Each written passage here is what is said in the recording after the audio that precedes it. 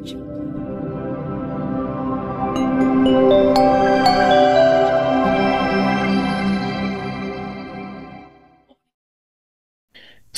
berjumpa kepada rekan-rekan yang berada di Wihara Samagi Wirya maupun yang tergabung secara online dan juga yang berkumpul di channel YouTube Samagi Wirya, Wihara Samagi Wirya, dan juga yang akan nanti menyaksikan dokumentasi acara ini. Sungguh bahagia kita berjumpa dalam kesempatan ini, yaitu Pekan Penghayatan Dhamma menjelang Waisak 2025. Saudara-saudara, tema kita pada kesempatan ini sangat menarik dan cukup sederhana, yaitu tentang melihat Dhamma di kehidupan sehari-hari. Ya, melihat Dhamma dalam keseharian. Kenapa saya sebut menarik? Karena memang justru ajaran Sang Buddha itu selalu di dalam lingkup keseharian. Dia tidak jauh yang tak terpikirkan atau tak terbayangkan, tapi dia justru berada sangat dekat. Ibaratnya kalau kita membaca terjemahan Dhammanusati, dia berada sangat dekat. Berada sangat dekat di dalam diri kita, bahwa inilah Dhamma, kehidupan keseharian kita. Dan di dalam salah satu yang disampaikan oleh Sang Buddha, dikatakan bahwa dalam tubuh kita yang tidak sampai 2 meter, rata-rata pada zaman itu ya, karena sekarang sudah mulai ada beberapa orang yang lebih dari 2 meter, ya beberapa orang saja tidak sampai banyak, tetapi sudah makin meninggi generasi sekarang. Di dalam tubuh yang tidak sampai 2 meter ini, dari kepala sampai ujung kaki, ada problem di situ. Inilah penyebab problem di dalam tubuh yang tidak sampai 2 meter ini. Tetapi di dalam tubuh yang tidak sampai 2 meter ini pula, ada penyelesaian problem. Jadi kalau kita mau bahas, berarti Dhamma ini ada di dalam tubuh kita, dan tubuh kita ini kita bawa ke kehidupan sehari-hari. Jadi kalau tema kita melihat Dhamma di dalam kehidupan keseharian, ya kita lalu menyadari Dhamma itu ada di dalam diri kita. Di dalam diri kita, di dalam diri orang lain, di dalam diri mereka semua, di dalam diri semua makhluk. Sekarang apa ini Dhamma yang diajarkan oleh Sang Buddha yang ada di dalam diri kita masing-masing ini atau di dalam keseharian ini? Kalau kita melihat penyebab Pangeran Siddhartha meninggalkan istana, karena ini juga menjelang Waisak, jadi kita perlu sedikit memahami kenapa Pangeran Siddhartha meninggalkan istana dan kemudian bermeditasi di hutan sampai akhirnya mencapai kesucian pada saat Waisak. Apa sebab Pangeran Siddhartha ini meninggalkan istana? Karena tanpa meninggalkan istana, mungkin Pangeran Siddhartha tidak akan mencapai pencerahan atau kebudaan. Kalau tidak mencapai pencerahan atau kebudaan, tidak ada Dhamma yang sekarang di dalam keseharian itu. Nah, jadi dimulai dari Pangeran Siddhartha meninggalkan istana. Yang beliau lihat sebetulnya adalah ketika ada orang tua sakit dan mati, yang biasanya di dalam kehidupan sehari-hari orang tua sakit dan mati itu disingkirkan dari jalan-jalan utama yang beliau akan lewati, karena biasanya secara protokoler kalau ada pangeran, karena Pangeran Siddhartha adalah seorang anak raja, kalau akan keluar dari istana mungkin protokolnya akan bertanya, besok jalannya kau mau kemana nih? Oh, lewat jalan ini, itu. Oke, kalau begitu jalan yang akan dilewati oleh Pangeran Siddhartha disingkirkan dari hal-hal yang mungkin akan mengganggu, yaitu apa? Orang tua sakit dan orang mati. Tetapi pada satu ketika beliau justru melihat orang tua sakit dan mati. Dan beliau kemudian merenung, lah, kalau makhluk itu bisa tua, sakit, dan mati, apakah saya sebagai anak raja, apakah saya yang demikian berkuasa dengan istana tiga dan sebagainya, apakah saya juga bisa mati, bisa tua, bisa sakit? Ternyata kusir yang mengantar Pangeran Siddhartha, yaitu Cana, menyatakan ya kita bisa.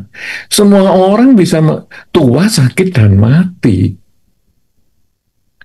Kata-kata semua orang bisa tua, sakit, dan mati itu betul-betul membangkitkan pola pikir yang berbeda.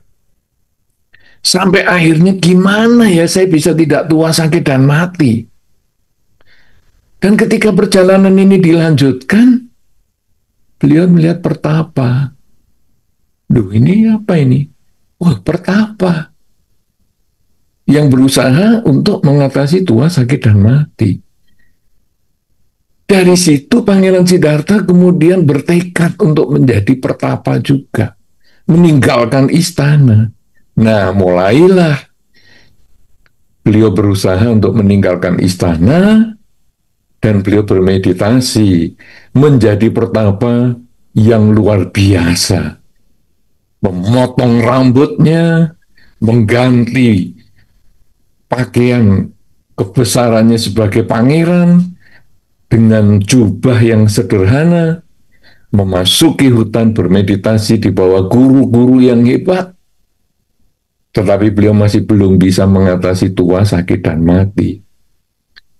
Aduh, ini guru hebat, udah Karama Buta Alara Kalama ini, guru-guru yang sangat hebat pada zaman itu. Saya sudah ikuti cara meditasinya dengan luar biasa, itu pertapa yang paling mantap. Saya kok tetap bisa tua, sakit, dan mati. Ah, sudahlah, coba saya nggak berguru kepada siapapun juga. Coba saya melatih diri saya sendiri semaksimal mungkin. Sehingga beliau bermeditasi sendiri ditemani dengan 5 pertapa itu. Dengan keras, dengan perjuangan yang luar biasa. Tapi kok ya belum bisa ya. Malah akhirnya aduh, ini terlalu kuat puasanya ini sampai tubuhnya kering sekali karena sehari hanya makan 1 butir nasi. Sehingga perut dipegang terasa memegang punggung, punggung dipegang terasa memegang perut. Waduh, sampai jatuh, jalan pun sampai jatuh. Dan akhirnya beliau berpikir, wah ini caranya kok dilanjut begini nggak bisa nih. Dan pada saat itu ada seorang wanita yang mempersembahkan bubur dan kemudian ya Pangeran Siddhartha yang sudah kurus kering ini menerima persembahan itu dan memakannya. Dan sejak itu beliau merenungkan bahwa penyiksaan diri dengan keras seperti ini mungkin hasilnya akan kurang. Coba sekarang saya tetap memenuhi kebutuhan dasar yaitu makan dan sebagainya, tetapi dengan keterbatasan sebagai seorang pertapa dan mencoba untuk berlatih lagi mengembangkan kualitas batin. Wah, 5 pertapa ini kemudian merasa ya ini Pangeran Siddhartha atau pertapa Siddhartha ini sudah nggak bisa diikuti lah karena sudah mulai makan lagi, sudah nggak berpuasa ini. Sudah kita berlima pergi aja. Dan pertapa Gotama ini mengabaikan kepergian mereka, biar aja. Pokoknya saya bermeditasi terus.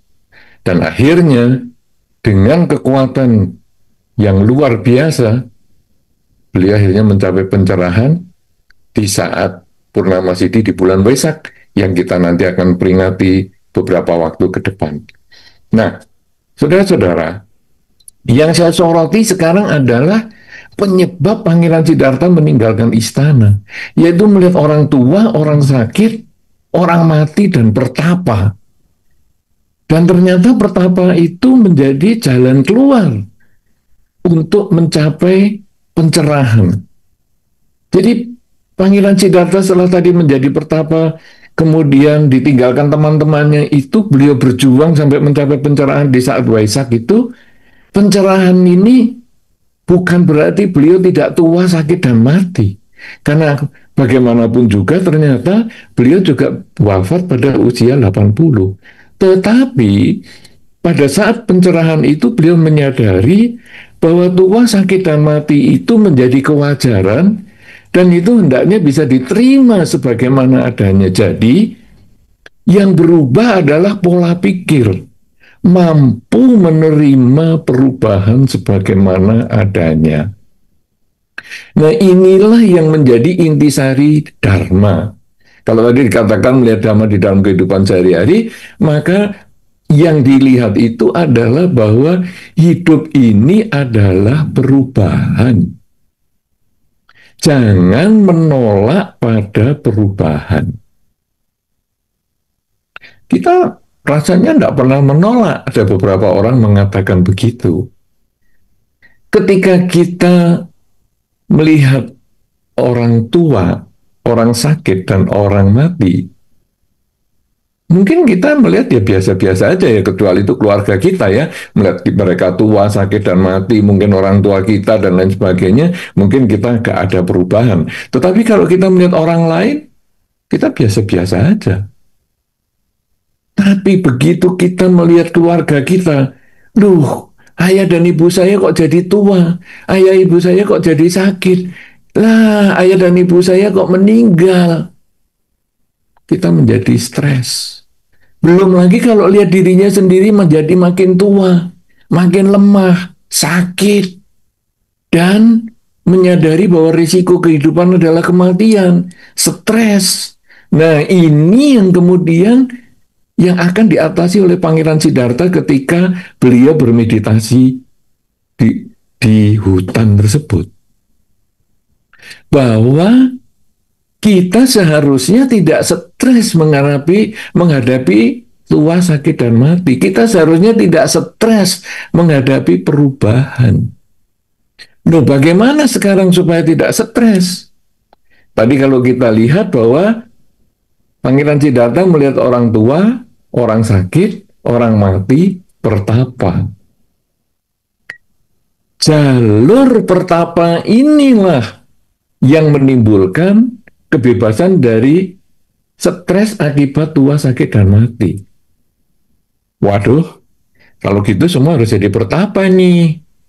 Kalau gitu semua harus jadi biku ini. Kalau begitu semuanya harus jadi Atasilani nih. Pertapa itu menjadi simbolik. Bukan harus menggunakan jubah. Kalaupun menggunakan jubah tetap takut menghadapi tua, sakit, dan mati, itu belum menggunakan jubah secara mental. Penggunaan jubah ini adalah pelepasan. Melepaskan apa ini? Menggunakan jubah, melepaskan rambut. Ya, setiap bulan sekali dicukur. Habis. Melepaskan keluarga. Meninggalkan rumah tangga. Melepaskan kehidupan sehari-hari keduniawian. Itu adalah kehidupan pertapa. Tetapi kita umat Buddha di dalam keseharian, pertapa itu bisa merupakan pola pikir. Pelepasan itu adalah pola pikir.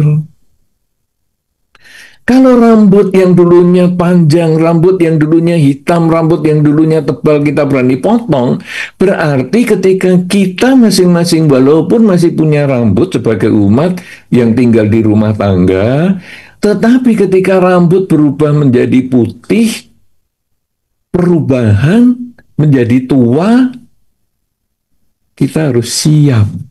Ketika kita siap menghadapi perubahan rambut yang putih, berarti kita sudah menjadi pertapa di dalam kehidupan sehari-hari walaupun tidak pakai jubah.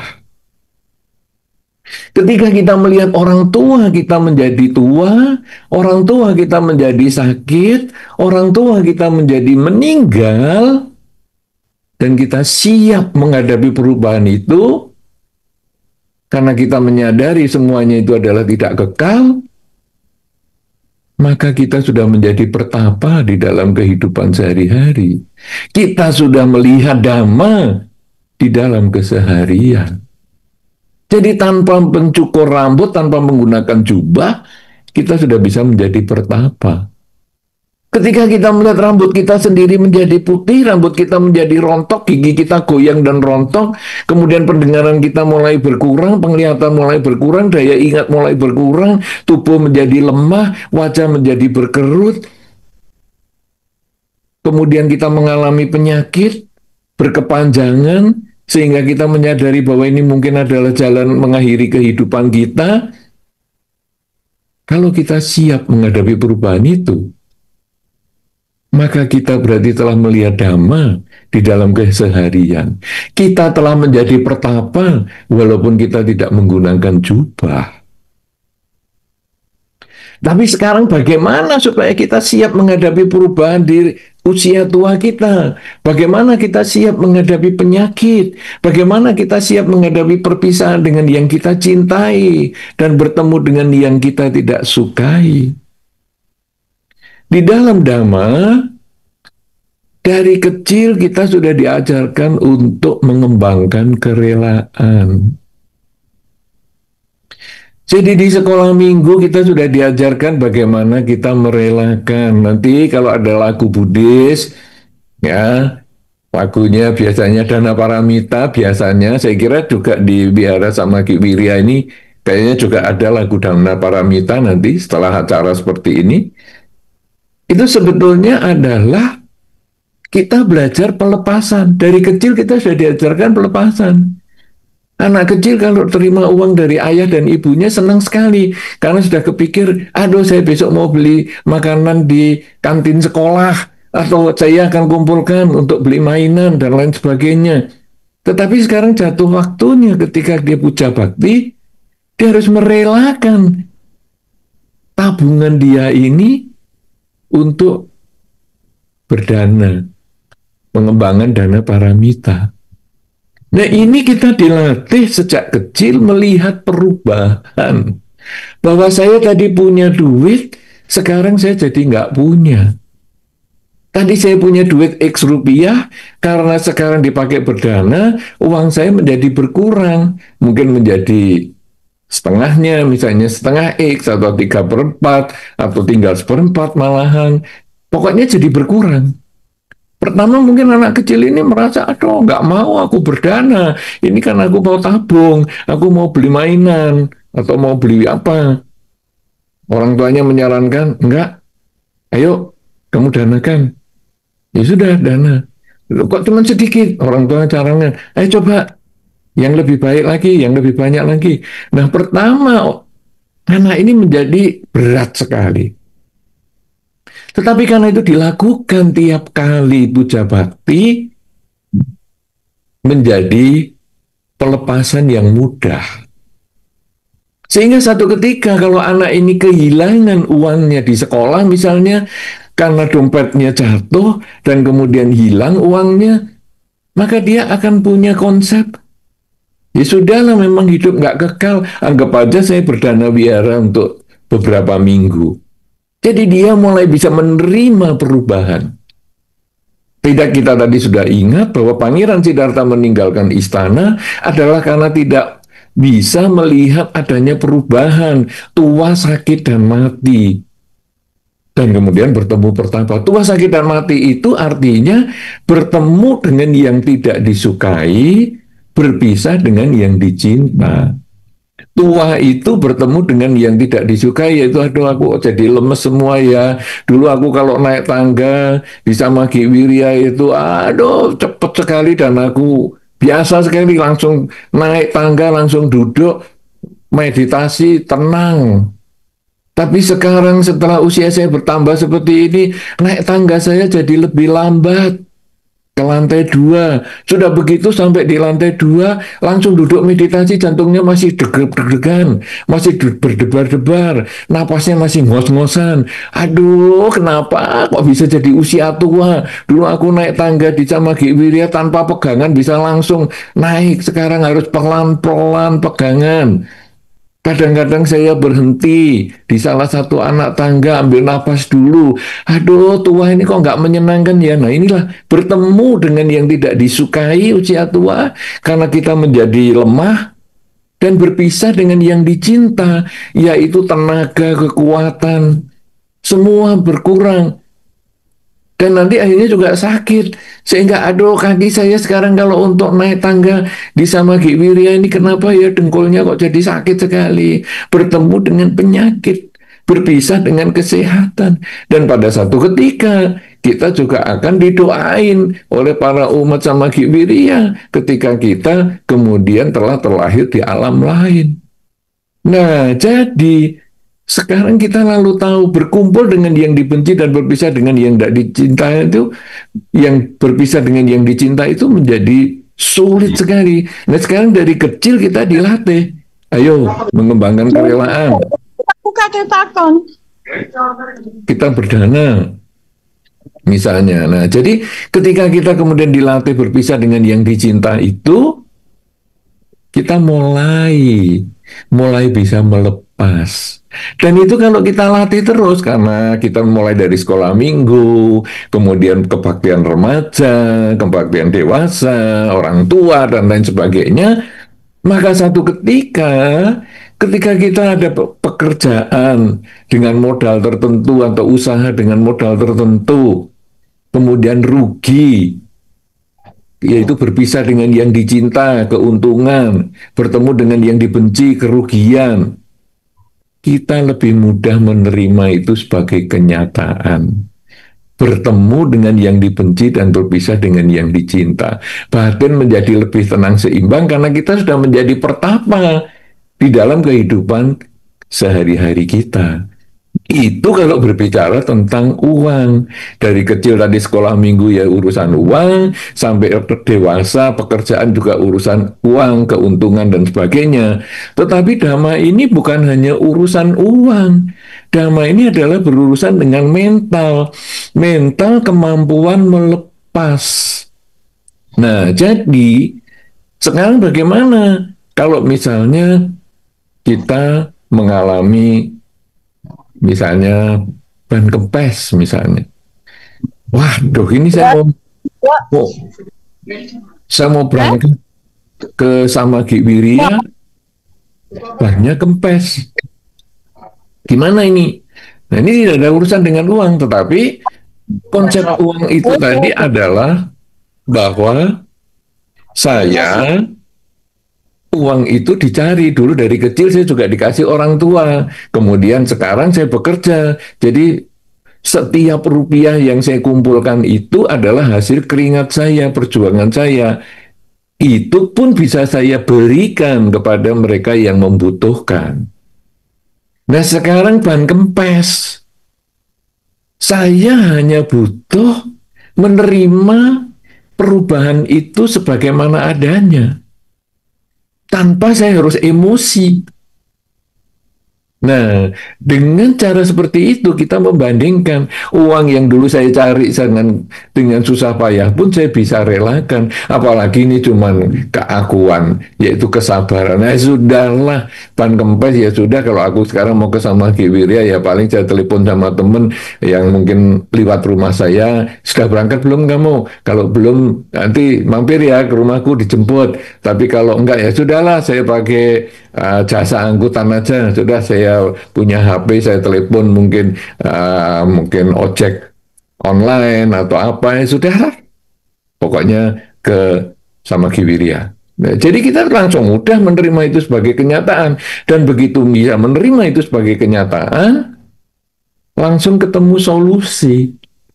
Kalau sekarang kita sulit menerima kenyataan, ya sudah jamnya mepet, mau berangkat ke Samagi Wirya, banyak kempes, dasar ini siapa ini tadi yang pakai terakhir nggak meriksa. Kita emosi gitu, makin waktunya makin habis dan terlambat. Tetapi ketika kita bisa menerima kenyataan sebagaimana adanya, langsung ketemu solusi. Ya sudahlah, sekarang pakai ojek online aja, telepon 5 menit nanti sudah datang. Malah itu di pangkalan sudah ada. Sudah, aku jalan ke sana aja, langsung bonceng, jalan. Mudah sekali kan ada solusinya. Itu kalau banyak kempes. Nanti di dalam kehidupan kita bermacam-macam problem yang kita hadapi. Tapi kemudian kita lalu bandingkan dengan kesulitan yang tadi kita alami sejak dari kecil, melepas apa yang kita dapatkan dengan sulit, dengan susah payah tadi.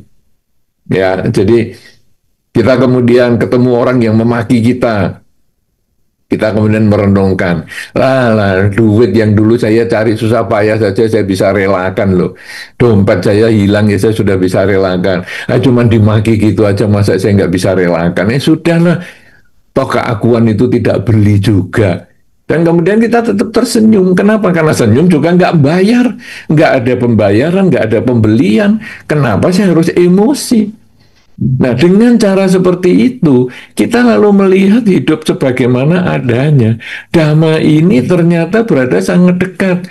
Di tubuh kita yang tidak sampai 2 meter ini ada problem, yaitu uang hilang stres, mengalami ketuaan stres, dimaki orang stres. Di dalam tubuh kita yang 2 meter itu, problem itu muncul. Tetapi, di dalam tubuh kita yang tidak sampai 2 meter ini, penyelesaian masalah itu juga ada. Yaitu ketika uang hilang, ya sudahlah, hitung-hitung ini berdana kepada mereka yang membutuhkan dan ini menjadi dana sempurna. Karena yang menerima dana tidak kenal dengan yang berdana. Anggap aja ini yang berdana adalah NN, no name. Selesai. Kemudian ketika kita mengalami ban kempes tadi misalnya, kita langsung ya sudahlah, memang dunia ini selalu bertemu dengan yang tidak disuka dan berpisah dengan yang dicinta. Memang hidup kan tidak kekal. Sudahlah, sekarang saya pakai ojek online saja sekaligus memberikan penghasilan kepada tukang ojek di pangkalan yang depan rumah saya itu. Dan ketika saya dimaki orang, saya juga bisa mengatakan, sudahlah, cuma dimaki aja nggak ada biayanya. Nah, saya mau marah itu kenapa? Karena keinginan saya ingin memaksakan kehendak supaya dia jangan memaki saya. Saya sudah usaha loh, saya sudah usaha dengan keras, saya sudah berusaha semaksimal mungkin, kamu kok masih maki-maki saya? Itu kan ego kita yang tidak mau dimaki. Tapi begitu, ya mungkin usaha saya ini kurang dilihat sama dia, ya kasihanlah, dia berarti kurang memahami saya. Ya sudah, semoga kamu bahagia, semoga semua makhluk bahagia. Dengan cara seperti itu, kita dimaki juga tenang aja. Bahkan kita bisa mengatakan, maaf ya, saya nggak sejelek itu. Karena kita sudah bisa menerima makian itu sebagaimana adanya, kita bisa mengatakan, maaf ya, saya kok nggak sejelek itu ya. Kamu mungkin yang terlalu mengharapkan saya secara berlebihan. Itu di luar kemampuan saya. Nah, dengan cara seperti ini, maka kita bisa menyelesaikan masalah-masalah kehidupan kita ini mulai dari pikiran kita sendiri. Karena semua masalah itu sebetulnya berasal dari pikiran kita, harapan kita yang tidak menjadi kenyataan. Dunia di luar kita ini semuanya adalah netral.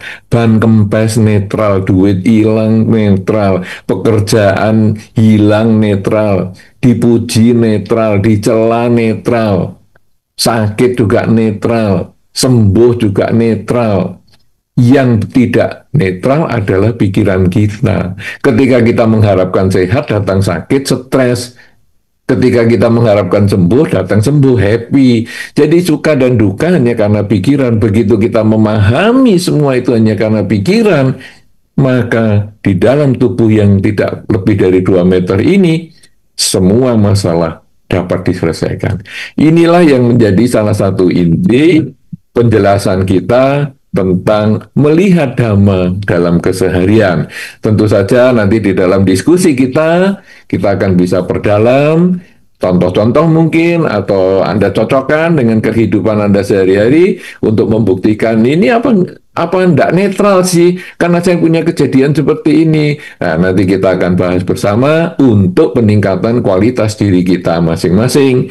Sehingga kita selesai acara ini, entah pulang dari Wihara Samaki Wirya, atau kita setelah nonton YouTube channelnya, ataupun nanti setelah nonton dokumentasinya, kita akan memperoleh pemahaman yang lebih baik, sehingga hidup kita menjadi lebih sehat, lebih bahagia, dan kita dapat menjalankan kehidupan ini dari suka duka menjadi selalu berbahagia dan damai.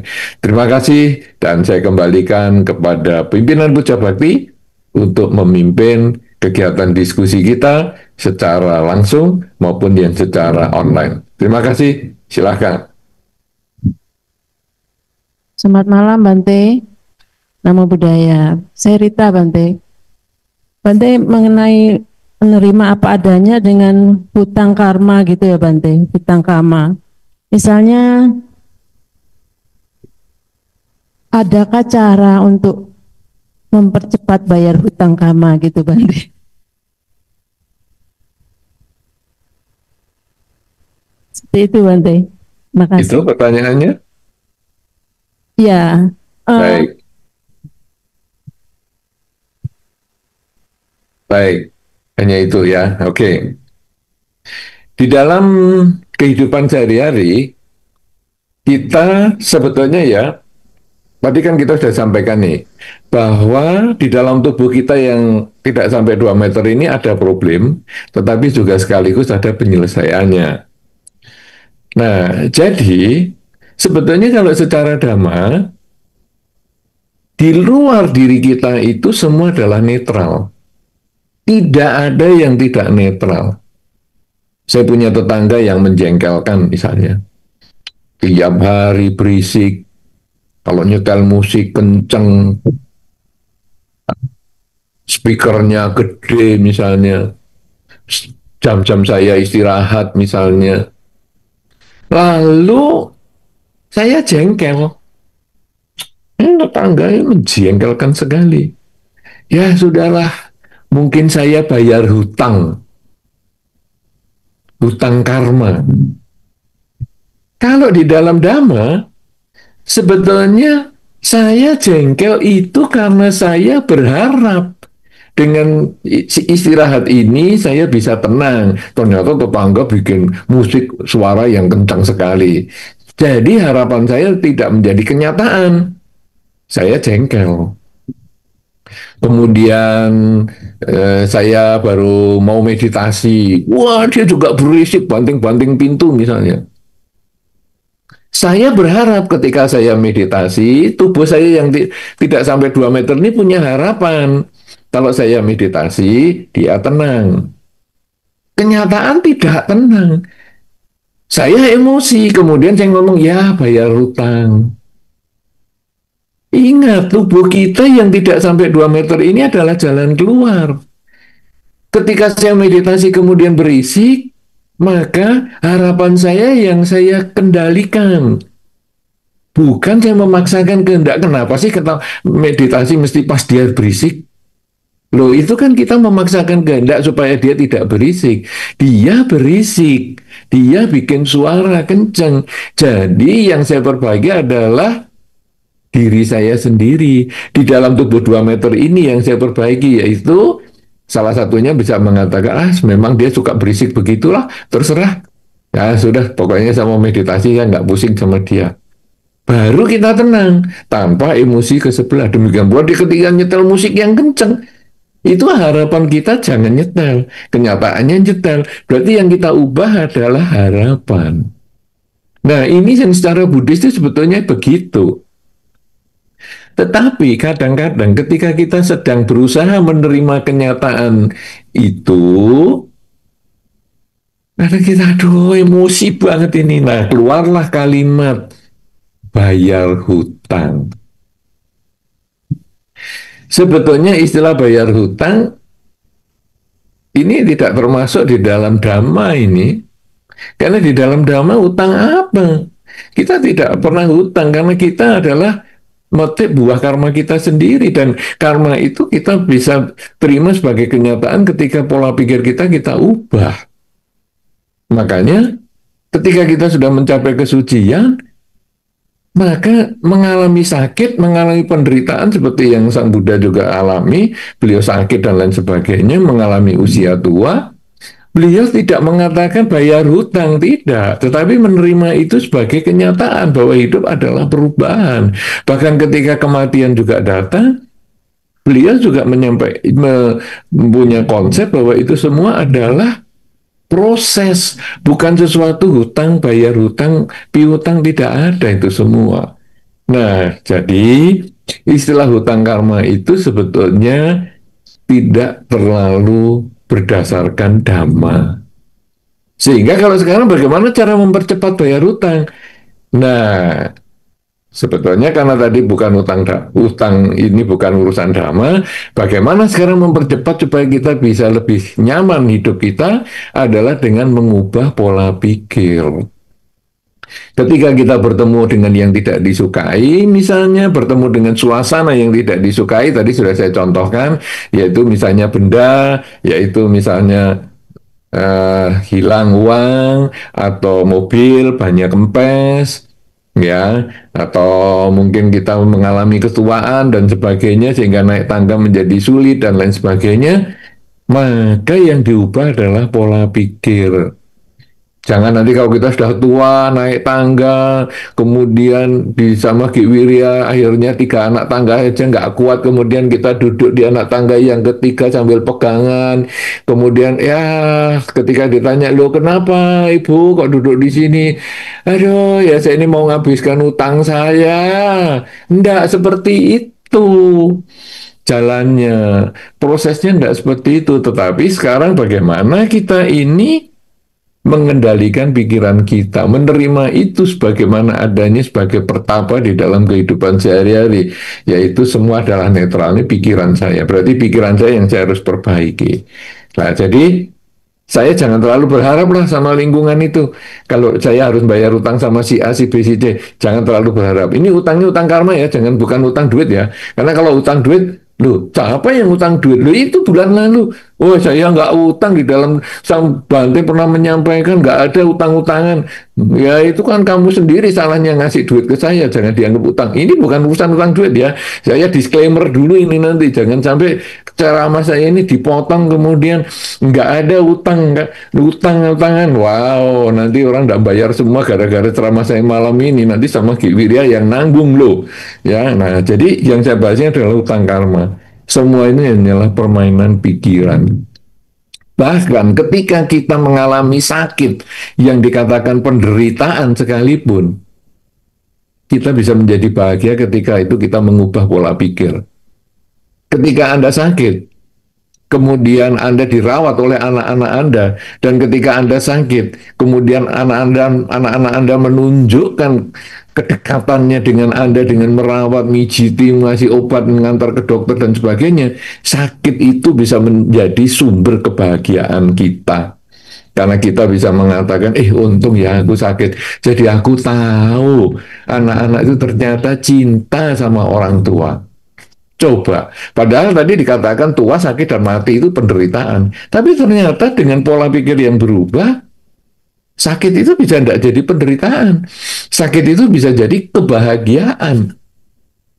Ya, nah, jadi misalnya ada orang yang sakit, kemudian ya dia kesempatan lah, saya alasan bisa WFH ini. Jadi saya kerja dari rumah saja, karena saya kebetulan ada sakit, jadi sebulan saya kerja di rumah. Sebulan kerja di rumah, gajinya full. Aduh, untung aku sakit. Jadi aku bisa ngurusi rumah dengan baik. Jadi semua itu adalah pola pikir. Ya, nah ini, itu kalau kita bisa mengubah pola pikir, menerima kenyataan, maka saat itu juga hidup kita menjadi bahagia dan sudah nggak ada lagi hutang karma. Bukan hutang duit. Hutang duit masih tetap harus dibayar. Begitu? Apakah bisa sudah diterima atau masih mungkin kurang mantap penjelasan saya? Sudah, Bante.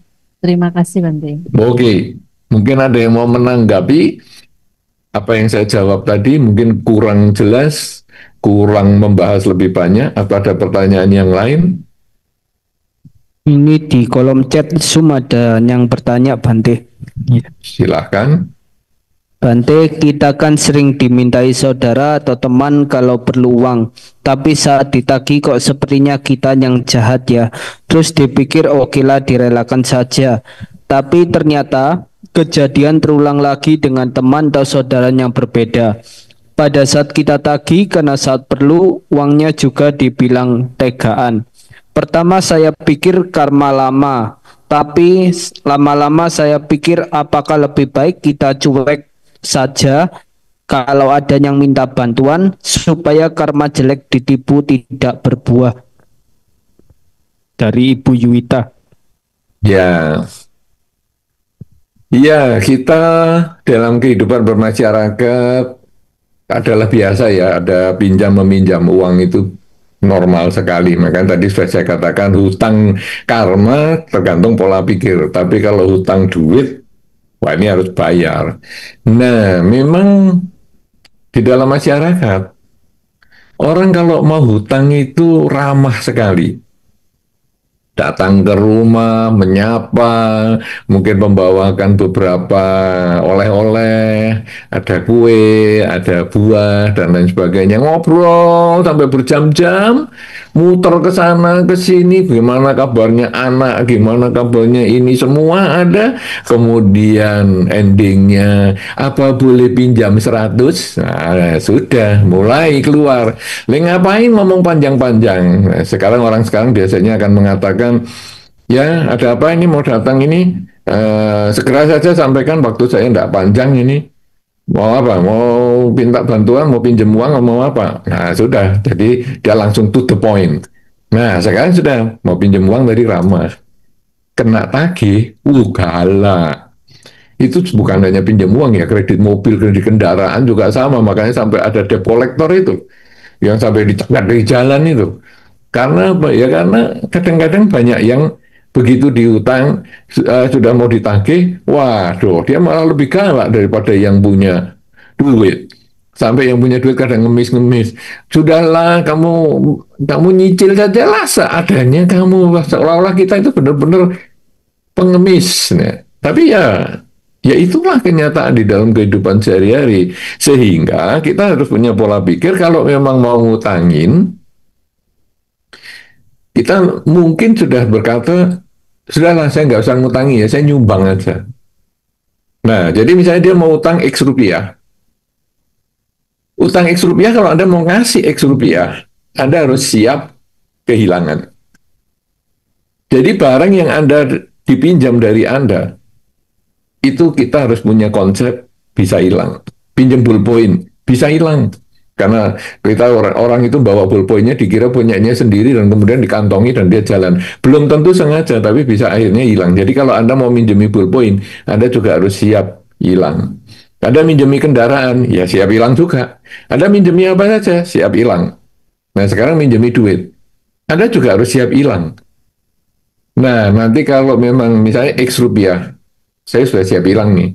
Kemudian kita pinjamkan ke si A.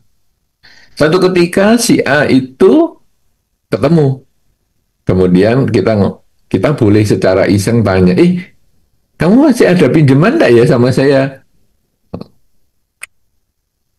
Jangan lagi, saya enggak punya uang. Oh ya sudah, karena kita dasarnya memang sebetulnya kita ikhlaskan, tetapi kita boleh beberapa kali mengingatkan. Ya tidak usah besok sampai panggil apa misalnya preman dan lain sebagainya, nggak usah, ya sudahlah kita coba. Tetapi ini tadi kasusnya adalah ya si A sudah selesai, tapi sekarang si B, si C, si D itu kalau semua saya relakan, semua ya begitu juga caranya. Nah, caranya sekarang adalah kalau dia pinjam X rupiah, Anda mau ikhlas nggak X rupiah ini hilang? Nggak kembali. Kalau ikhlas ya seperti tadi yang pertama si A, kasih aja. Tapi kalau Anda merasa tidak ikhlas, karena Anda juga merasa, waduh, aku nanti dimanfaatkan, karena si B ini ada gengnya, si C, si D, dan lain sebagainya, dia nanti punya kebiasaan minta sama saya. Karena saya biasanya dia minta X ya saya kasih X. Kalau gitu, Anda boleh konsepnya nyumbang. Jadi dia pinjam, saya pinjam ya X rupiah. Sudahlah daripada pinjem-pinjem saya ini ya pusing ya ngurusi tagihan atau saya nanti jadi nunggu-nunggu kapan kamu nyicil dan lain-lain. Sudahlah tak sumbang aja. Nah sekarang penyumbangan ini tergantung Anda maunya berapa. 10% dari X itu, 20%, 25%, 50%, silahkan sudah tak sumbang aja. Jadi kita juga nggak nolak 100% karena tadi dikatakan tegaan. Kita ya tidak cuek-cuek saja, tapi kita juga menyadari kalau saya di posisi dia tidak punya duit, gimana ya? Wah, tapi saya tahu ini untuk judi. Waduh, kalau untuk judi, untuk mabuk, untuk ke diskotik, untuk narkoba dan sebagainya, sudahlah, saya boleh cuek aja nggak apa-apa. Dikatain tegaan, dikatain kejam, dikatain apa-apa. Lah memang hidup saya ini karena kata-kata orang lain. Kan tidak juga. Saya berhak menentukan sikap saya. Kalau kamu kemudian juga saya kasih kemudian ngomel-ngomel, ya berarti memang mentalmu tidak bagus. Nah, jadi dengan cara seperti itu, kita menjadi lebih tenang. Kalau ngasih duit juga kita lebih tenang, tidak mengharap balik. Kalau kita dikatain tegaan dan sebagainya, cuek dan lain sebagainya, kita ya tidak sakit hati. Karena apa? Karena itu kan ngeruntuhkan ego kita. Kita sakit hati itu kan karena harapan di tubuh kita yang tidak sampai 2 meter itu. Saya nggak mau dikatakan tegaan. Saya nggak mau dikatakan cuek. Karena saya nggak mau dikatakan yang jelek-jelek. Saya harus punya nama baik. Itu kan kita sendiri yang punya konsep. Tapi di tubuh kita yang tidak sampai 2 meter itu kan ada penyelesaiannya. Yaitu apa? Hidup saya bukan karena orang lain. Bahwa orang lain menganggap saya jelek ya itu urusan dia. Tapi saya juga punya prinsip sendiri. Nah, tapi kalau sekarang sudahlah, ini kan bagian dari utang karma saya. Ya, ya sudah saya tetap kasih misalnya. Ya, itu berarti kita itu di dalam dhamma adalah orang baik, kita didorong untuk menjadi orang baik, tapi juga bijaksana. Jadi jangan terus ya demi menghabiskan karma lampau, utang-utang karma lampau saya ya sudah saya punya uang berapa saya dum-dum aja saya bagi-bagi kemana-mana. Ya bukan gitu juga karena kita bukan yayasan sosial. Kecuali memang kita punya anggaran untuk berbagi itu beda lagi. Ya jadi kita jangan semuanya diantem ataupun di alasan dengan alasan karma dan sebagainya semua ada logikanya itu. Ya, nah jadi boleh ngasih tanpa berharap kembali, boleh ngasih sebagian, jangan takut dikatakan kurang baik dan sebagainya, karena emas yang baik dimaki, dikatakan misalnya besi pun, dia akan tetap emas. Tapi kalau bambu, walaupun dikatakan emas, ya dia tetap bambu juga. Jadi kualitas diri kita yang baik dicela orang lain tidak akan mengurangi kebaikan kita. Saya kira ini yang bisa menjadi jawaban atas pertanyaan yang sudah disampaikan. Silakan kalau masih ada yang lain. Baik Bante, pertanyaan kedua dari Zoom. Kalau kita difitnah, apakah kita juga harus menerimanya? Dan bagaimana cara menghadapi orang yang menfitnah itu? Apakah kalau kita menjelaskan bahwa itu tidak benar, berarti kita tidak bisa menerima? Iya, di dalam Dhamma, Sang Buddha sudah pernah loh dikatakan sebagai orang yang males lah ya. Jadi pada satu ketika Sang Buddha sedang pindah patah, kemudian ada seorang ya umat ataupun mereka yang tinggal itu mengatakan, ngapain kamu males ini? Sudahlah, nggak usah minta-minta ke sini. Nah, tetapi karena Sang Buddha itu adalah sudah bisa menyelesaikan dengan keinginannya sendiri, tidak ada emosi. Kemudian Sang Buddha menyampaikan, kita juga bekerja, para bhikkhu ini juga bekerja. Kita punya sawah juga, namanya ya batin kita ini sawahnya. Kemudian kita juga mengolah sawah ini dengan konsentrasi, dengan kesadaran, dengan kemoralan. Ini semua adalah pengolahan. Nah, kemudian kita juga menanam bibit kebijaksanaan dan sebagainya. Jadi kita juga punya pekerjaan, tapi jenisnya ya tentu berbeda. Kalau kamu mengolah sawah dan dengan kerbau, dengan bajak, dengan apa dan menanam padi. Nah, pertapa itu berbeda. Itu ada diskusinya yang cukup panjang. Endingnya apa? Fitnahan itu akhirnya menjadi tidak tidak bisa divalidasi karena Sang Buddha bisa memberikan penjelasan dengan baik. Kemudian kisah yang lain ada, yaitu ketika Sang Buddha menyampaikan cerita bahwa kamu ini di dalam kehidupan sehari-hari para biku, kamu bisa dipuji dan juga bisa dicela. Kalau kamu dipuji, dengarkan baik-baik pujian itu. Kalau benar, ya cukup katakan, ya memang saya seperti itulah. Tapi kalau pujian itu salah, karena kamu dengar baik-baik, maka kamu tahu bahwa itu salah, jangan langsung dipuji, kemudian jadi terbang misalnya. Kalau istilah sekarang kan dipuji menjadi terbang, ya dicela menjadi tenggelam.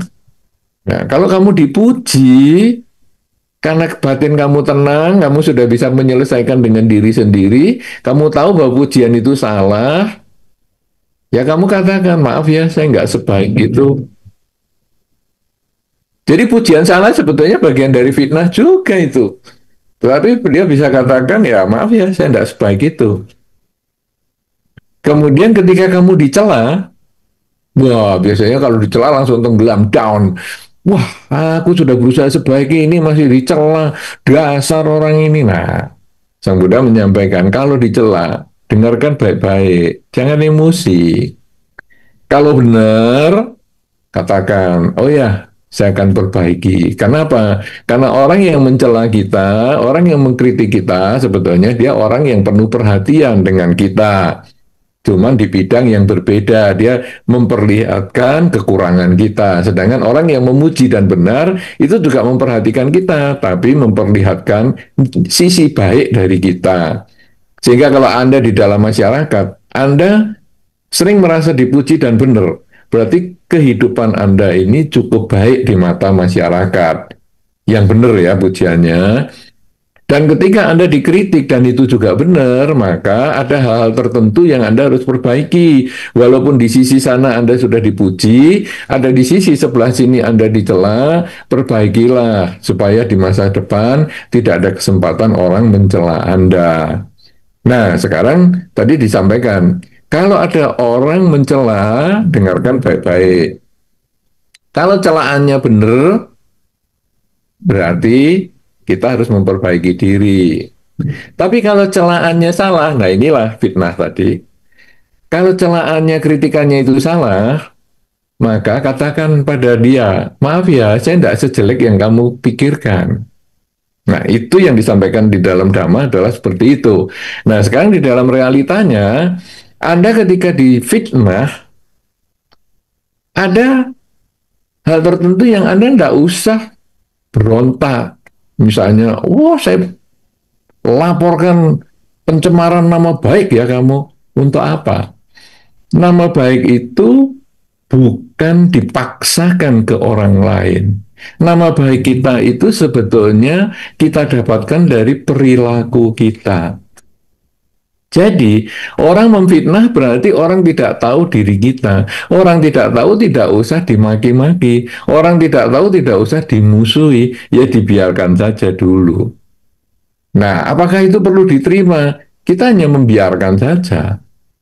Ya, kalau dulu Sang Buddha pernah disampaikan juga, pada satu ketika Sang Buddha dikritik yang habis-habisan, yang nggak benar juga kritikannya, dimaki-maki, Sang Buddha hanya memberikan contoh.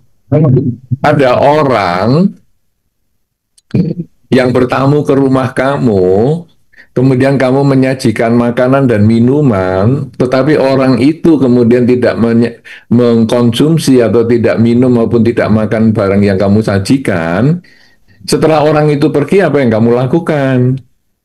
Ya saya minum dan saya makan sendiri suguhan saya itu.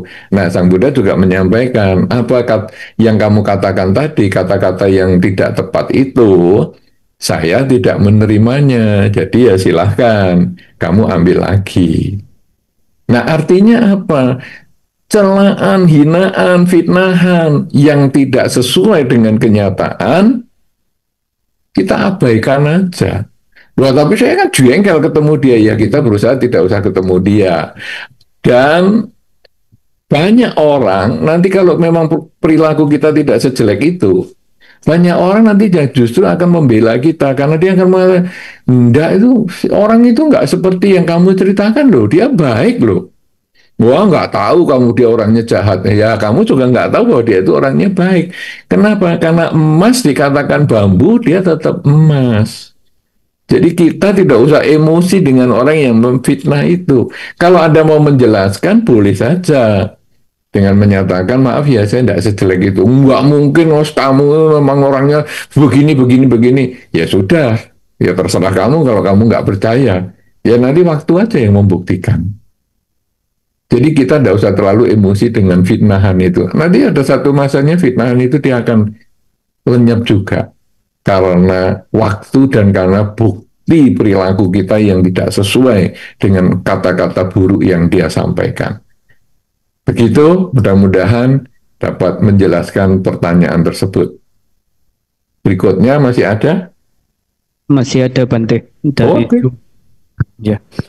Selamat malam Bante. Zaman sekarang banyak penderita anxiety atau khawatir berlebih yang mereka sendiri tidak tahu penyebabnya apa. Misalnya mereka bisa takut naik eskalator, takut makan banyak, takut minum kopi, takut keluar rumah dan sebagainya. Tiba-tiba bisa jantung berdebar-debar, lemas, kaki tangan semutan, tapi padahal mereka sendiri tidak tahu penyebabnya apa dan sering tiba-tiba saja muncul. Untuk mengatasi itu, bagaimana Bante selain banyak mendengarkan dhamma serta bermeditasi? Wah, ini sebetulnya kan harus ke dokter ya. Kan Mas Saidi.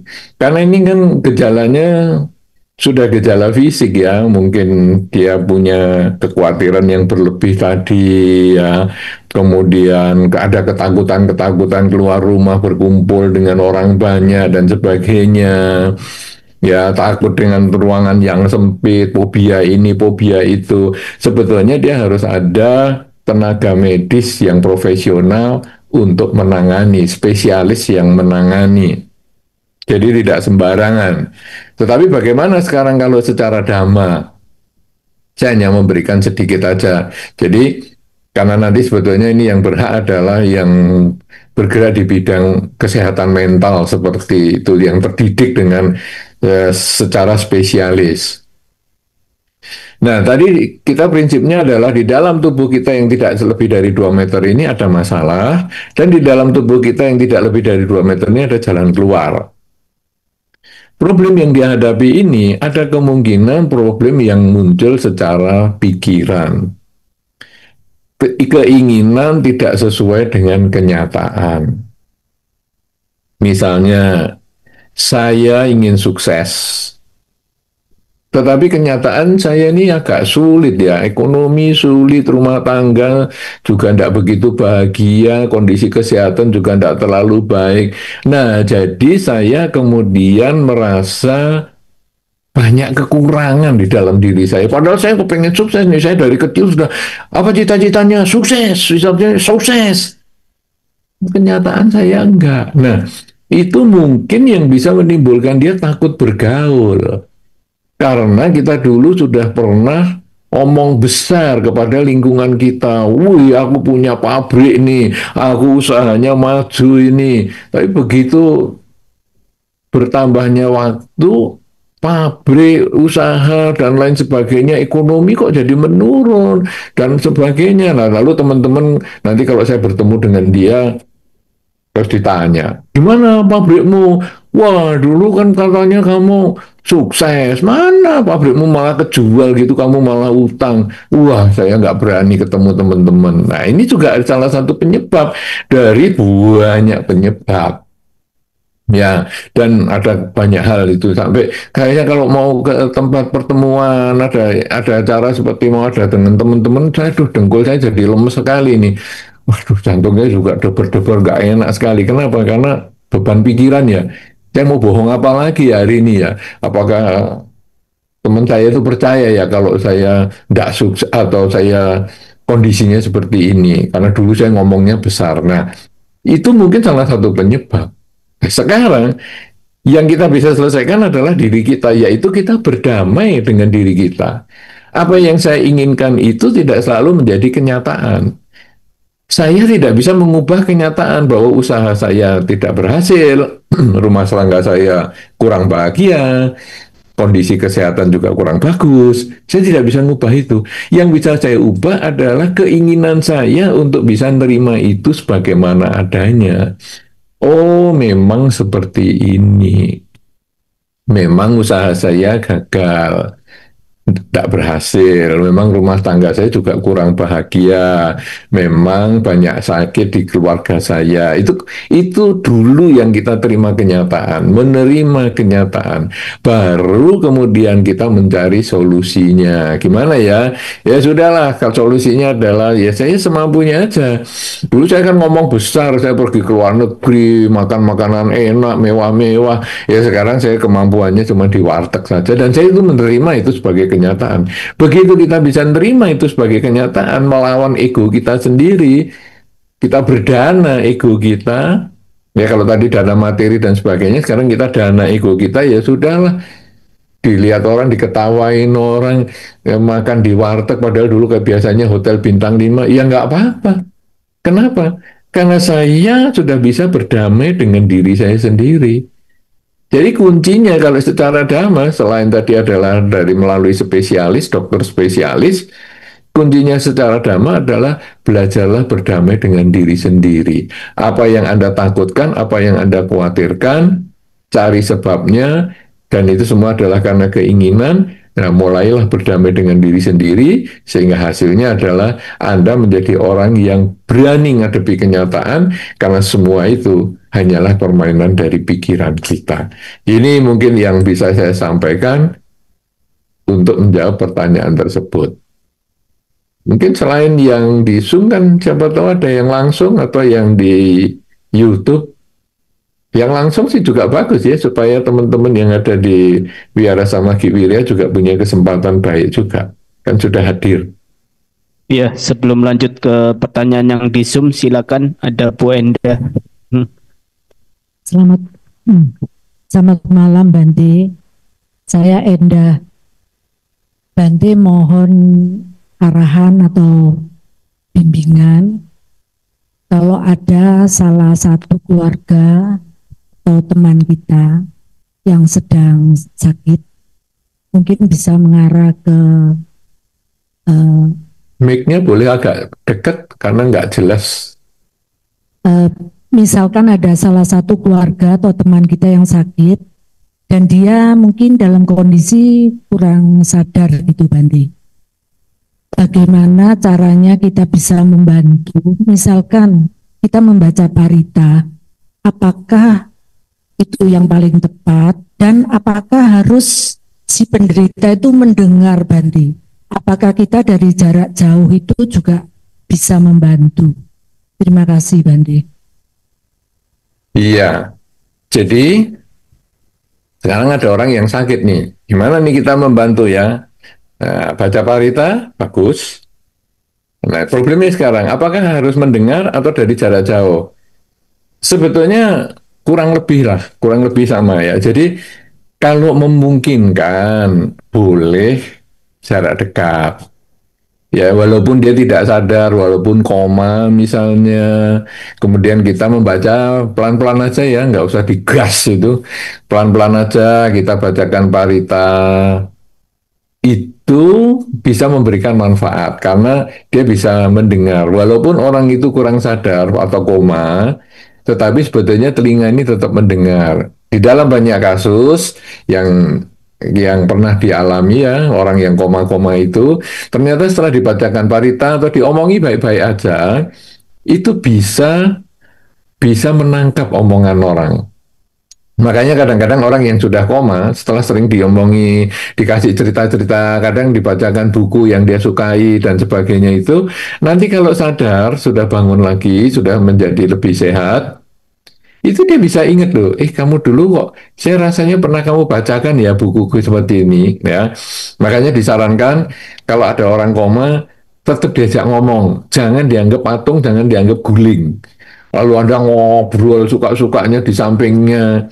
Ya dulu ada orang yang sudah koma, kemudian anaknya ngomel-ngomel, aduh ini kok orang ayah kita ini kok nggak cepat meninggal ya?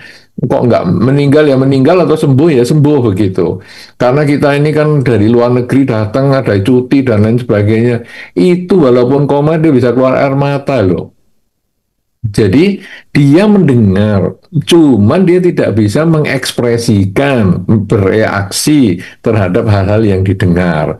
Nah, sehingga kalau Anda membacakan parita atau ngobrol yang baik di sekitarnya itu boleh, karena dia bukan guling, dia bukan bagian dari tempat tidur. Jadi sambil ngobrol juga, ya kita doakan sama-sama lah ya, si sakit ini semoga cepat sembuh dan sebagainya. Itu dia sebetulnya bisa mendengar, cuman tidak bisa bereaksi. Nah, kemudian bagaimana nih kalau jarak jauh? Nah, ini yang meninggal kan di luar, yang sakit kan di luar kota nih. Kita bacakan jarak jauh. Jarak jauh sebetulnya juga bisa.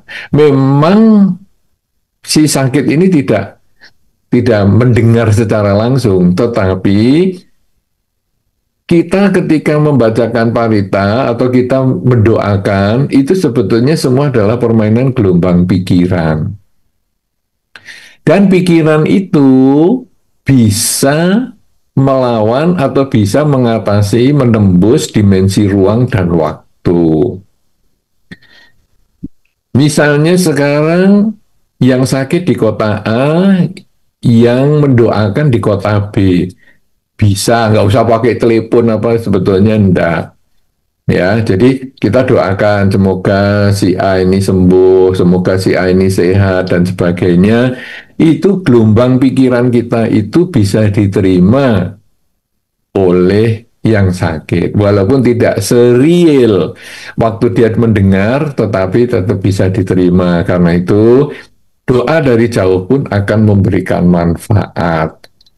Ya, jadi kita misalnya, wah ini sama Giberia kan ada beberapa umat nih, tolong didoain ya, salah satu saudara kita yang sedang sakit di Jepang. Oh ya, boleh. Kita nanti akan berangkat ber-20 ya. Tolong dibiayai ya tiketnya ke Jepang. Kemudian kita tinggal di hotel, tolong bintang 5 ya. Sekalian kita jalan-jalan. Kan membacakan parita kan tidak bisa cuma sekali dong. Masa ini perjalanannya sejauh itu. Ya kita bacakan kira-kira 2 minggu ya. Nah, tapi 2 minggu kan juga tidak di depan pasien terus. Jadi ya kita tolong diatur juga ada jalan-jalan dan sebagainya. Oh, itu kan nggak itu sudah nggak nyambung lah artinya. Ya dia walaupun dia di Jepang ya kita tetap bacanya di Malang, baca parita sendiri misalnya. Atau kalau sekarang bisa lewat Zoom gini ya. Jadi sudah ya. Yang sakit juga dibukakan Zoom misalnya biar supaya sekaligus mendengar dan jarak jauh. Itu juga bisa. Jadi langsung bisa, jarak jauh bisa, jarak jauh tapi dengan media Zoom misalnya atau dengan HP misalnya suruh dengarkan lewat HP juga bisa. Prinsipnya gelombang pikiran itu bisa menembus dimensi ruang dan waktu. Tidak ada bedanya dengan jarak dan lain sebagainya. Begitu ya, apakah bisa diterima itu? Bisa nanti, karena mudah-mudahan. Ya. Gimana kira-kira kalau ada proyek yang mau baca parita di Jepang atau di Korea atau di Eropa sana. Ada minat berangkat 20 orang satu bis. Ya, lumayan toh? Ya, Ya, oke. Selamat malam Bati, saya Hendro. Mau tanya, Yang dekat sama mic ya, tadi Anda siapa saya nggak dengar. Bati. Siapa tadi Anda? Saya Hendro. Indra, oke. Silakan. Mau tanya ya. Kalau pembacaan paritanya pakai tip bagaimana? Apa ada hasilnya? Iya, bagaimana ya kalau pakai tape ya? Itu sekarang kan ada IC ya. Jadi itu kalau Anda misalnya ada teman yang sakit. Nah, ini tadi mungkin menyambung pertanyaan yang sebelumnya ya. Jadi teman yang sakit ini minta dibacakan parita. Nah, Anda bacakan sekali boleh. Tapi dia kepingin sepanjang hari. Nah, kalau sepanjang hari, kemudian disetelkan aja tape-nya itu, ya. Itu sekarang kan banyak itu media, alatnya kecil, atau mungkin pakai MP3 juga bisa, atau disetelkan di YouTube itu juga ada, kemudian di-download videonya, kemudian hanya diambil suaranya, kemudian disetelkan di samping telinganya. Apakah itu bermanfaat? Ada manfaatnya. Walaupun tidak semantap kalau suaranya orang sendiri, tetapi tetap bermanfaat karena suara itu juga gelombang. Nah, sehingga karena ini kan didekatkan ya. Pada umumnya orang yang sakit itu kalau dibacakan parita itu lebih tenang dan kadang-kadang tertidur. Paritanya belum selesai dia sudah tidur. Ya, sampai kadang, mari sudah tidur orangnya. Kita cukupkan ya. Sabya sata bhavantu sukhirata ya, jangan juga. Ya kita tetap bacakan. Nah, artinya apa? Parita itu iramanya menenangkan. Sehingga kalau kita nyetelkan tape di sampingnya, itu membuat dia menjadi lebih tenang. Karena dia tenang, maka ada kemungkinan istirahatnya lebih baik dan dia menjadi lebih cepat sehat. Kan kalau dirawat orang sakit itu kan biasanya lebih banyak istirahat ya biar cepat sembuh. Nah, jadi dengan dia tenang itu membuat dia menjadi lebih cepat sembuh. Karena itu bermanfaat juga walaupun itu hanya tape, tapi biasanya itu untuk menggantikan kita kalau daripada baca sepanjang hari ya dikasih tape. Ya misalnya, oh ini sama Ki Wirya mau kita undang. Waduh, tapi jadwal kita agak banyak ya. Baru besok sore loh yang bisa. Loh, tapi orangnya mau sekarang. Oke, kalau mau sekarang tape-nya dulu ya. Nah, ini di-setelkan tape dulu. Kemudian besok kita baca parita yang aslinya. Kemudian nanti setelah kita semua pulang, mungkin orang itu di-setelkan lagi tape-nya lagi. Sampai seminggu ke depan baru mungkin kita baca lagi. Jadi tetap bermanfaat sebagaimana kalau kita datang, tapi lebih ngefek kalau kita datang sendiri. Tapi bukan berarti nggak ada manfaatnya. Ya, itu oke. Masih ada? Kita sampai jam berapa ya? Ini pemimpin Puja Bakti. 20.40 Bante. Oh, masih ada satu atau dua pertanyaan. Ya. Oke. Ini ada pertanyaan di Zoom Bante. Sebagai seorang business owner, kita akan semaksimal mungkin berusaha sehingga bisa mencapai target laba yang diinginkan. Dalam prosesnya kita memanage beberapa orang karyawan untuk melakukan kegiatan sehingga tercapai target laba. Namun dalam proses itu ada beberapa karyawan tidak berhasil mencapai target ataupun melakukan kegiatan yang tidak sesuai dengan harapan kita. Otomatis kita akan mengarahkan sembari menegur bahkan marah. Bagaimana caranya supaya kita bisa tenang menghadapi hal yang tidak sesuai dengan harapan itu, karena kita juga dikejar waktu yang terus berjalan. Iya. Nah, hal yang umum kalau kita di dalam satu bisnis kemudian punya target tertentu ya. Bulan ini kita ada target untuk mencapai penghasilan X rupiah ya. Tolong semua sibuk kerja yang sungguh-sungguh dan lain sebagainya. Nah, X rupiah ini dibagi menjadi 5 sales atau 5 karyawan, ya sehingga satu dapat 20%, 20%, 20% tugas. Nah, di akhir bulan akhirnya muncullah problem yang disebutkan tadi, yaitu ada 2 orang berhasil mencapai target. 1 orang gagal mencapai target, malah 0. Nah, 2 orang sisanya kurang dari target.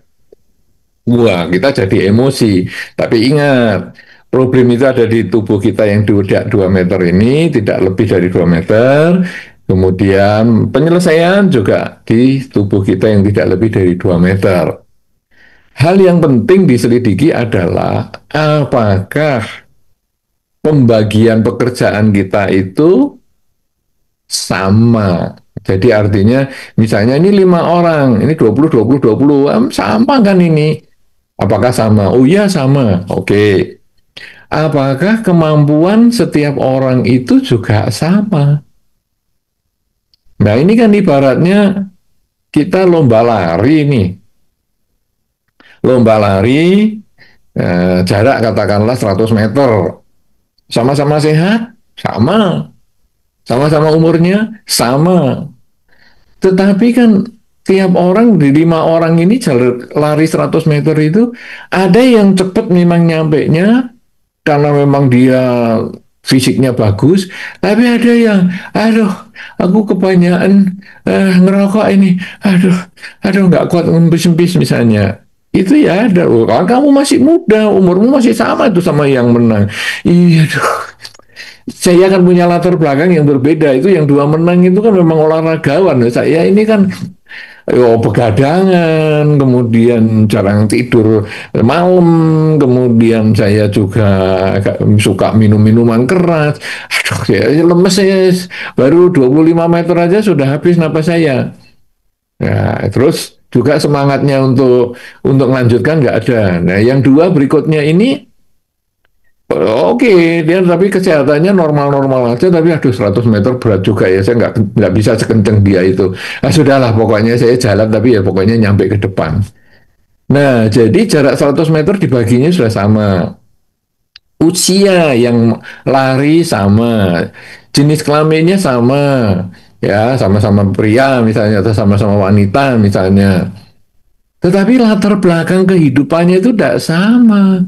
Ada yang memang latar belakangnya olahragawan, ada yang memang begadangan, ada yang tidak gampang patah semangat. Nah, sebagai manajer yang baik, itu yang harus bisa mengarahkan, nggak main pukul rata dan emosi. Ada kemungkinan pemilihan orang yang ditugaskan itu menjadi keliru. Itu kalau manajer di rumah, misalnya ibu-ibu itu sering sebagai manajer, yaitu mengatur pembantu rumah tangga. Misalnya di rumah ada 3 orang pembantu. Ibu-ibu itu bisa memanage, misalnya pembantu si A ini suruh ke belanja aja, dia hitungannya pinter nih. Nah, dia suruh si A belanja. Si B ini suruh ngurus binatang aja, anjing atau kucing. Itu sangat kasih sayang dia kalau sama kucing dan anjing. Nah, si C itu pinter masak. Jadi ibu-ibu ini dia bisa memanage orang itu pinternya di bidang apa, baru disuruh apa. Yang pinter hitung-hitungan disuruh belanja, jangan suruh masak, belum tentu bisa dia. Atau disuruh ngurus anjing atau kucing, belum tentu bisa. Yang ngurus anjing suruh masak juga belum tentu bisa. Nah, jadi sekarang business owner itu bukan hanya dia punya modal, dia punya cara untuk memotivasi anak buahnya, tetapi business owner itu tahu anak buah yang bisa dipakai dan tidak. Kalau sampai ada banyak kegagalan dan tidak mencapai target, kadang-kadang yang salah adalah yang menugaskan. Di dalam teori manajemen ada yang menyampaikan bahwa seorang yang bisa mengatur karyawannya dengan baik adalah orang yang bisa memanfaatkan orang buta untuk mendengarkan, membedakan nada, dan orang tuli untuk membedakan warna. Jangan dibalik. Orang tuli suruh membedakan nada. Ini do re mi nya sudah benar belum ini? Suruh nyetem piano. Orang tuli suruh nyetem piano, nggak bisa. Orang tuli suruh melitur piano supaya menjadi lebih bagus. Nah, orang buta jangan suruh melitur piano. Orang buta suruh nyetem piano. Itu baru manajer ataupun business owner yang tepat. Memanfaatkan semaksimal mungkin kelebihan dan kekurangan seseorang. Tidak main pukul rata, semua harus bisa. Belum tentu, karena setiap orang itu punya kelebihan dan kekurangan masing-masing. Seorang yang punya bakat untuk menjadi mekanik bengkel misalnya, terus dipaksa main piano, musik, ya sulit. Ada yang semua serba bisa, tapi banyak kan hanya tertentu saja. Pemain musik jangan disuruh main misalnya, ataupun suruh jadi mekanik. Semua itu ada kelebihan dan kekurangannya. Saya kira demikian. Kalau sudah bisa dia menyelesaikan dengan diri sendiri, memahami bahwa semua orang ada kekurangan dan kelebihannya, maka akhirnya bisnis owner ini bisa mengarahkan anak buahnya sesuai dengan kemampuan. Si A dan si B itu mungkin 20% memang bisa, si C ini mungkin tidak cocok untuk dibagi pekerjaan ini, si D dan si E mungkin harus dimotivasi lagi supaya lebih cepat atau diturunkan targetnya, sehingga mungkin targetnya lebih pendek atau waktunya yang diperpanjang. Si A dan si B itu 1 bulan untuk mencapai 20%-nya, si D dan si E mungkin butuh 6 minggu untuk mencapai bagian dia.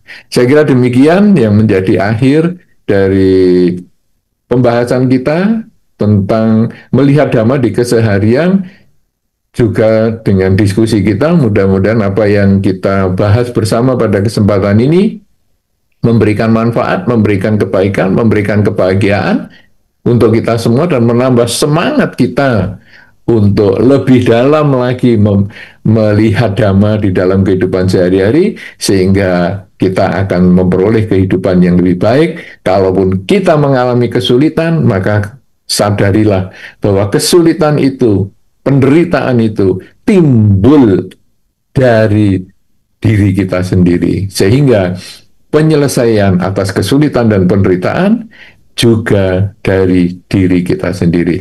Semoga Anda semua berbahagia, selalu bersemangat, dan mencapai semua harapan dan cita-cita Anda. Terima kasih, dan saya kembalikan kepada pimpinan Puja Bakti. Terima kasih.